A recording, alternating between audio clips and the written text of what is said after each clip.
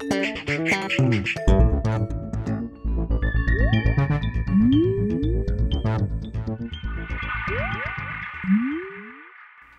everyone, and welcome to the Vortex, where lies and falsehoods are trapped and exposed. I'm Michael Voris.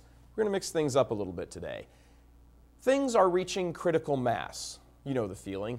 Many people are talking about this election in terms that transcend the red state, blue state dialogue. There's a lot of talk about a great moment, a defining moment, a certain path down which America will head, from which there will be no coming back, for the good or the bad. And we've been at these moments before in our history. The Revolution, the Civil War. Now many people feel we're at the beginning of another one. Perhaps that's why it would be impossible to find two campaign tickets more drastically different from each other when it comes to the moral issues. And let's face it, how moral a country is, a nation is, a people is. This is what determines its fate, not economic policies, not offshore oil drilling.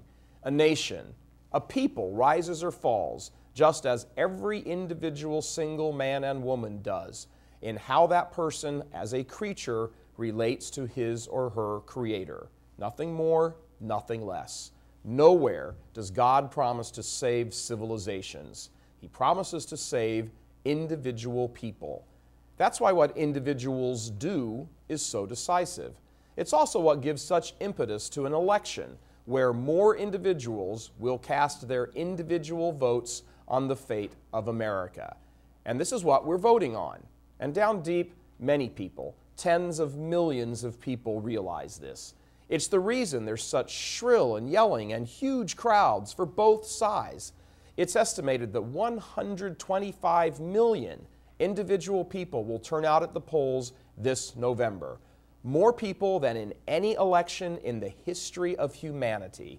125 million individuals will each make their individual statement on the fate of their collective civilization.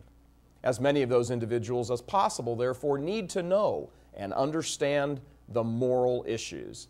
Fortunately for Catholics, there is an exceptional guide to voting which helps lay out the morality and the non-negotiability of certain issues.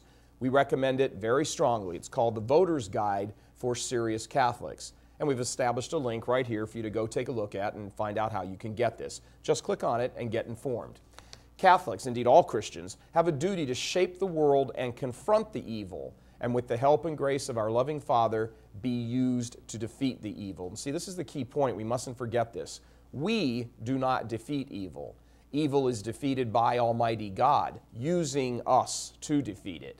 This is why all the great saints of the Church always caution us to be humble and submissive to the will of God and to be attuned to it so we may be used by Him. Presently, we're engaged in a gigantic struggle where the forces of evil are seizing a nation, choking a civilization. In the process, souls are being led away from God, and this is the great evil. How we vote in this election, therefore, says a lot about how we see the struggle against evil. In fact, how we see evil itself. And to that end, we must understand what our vote carries with it.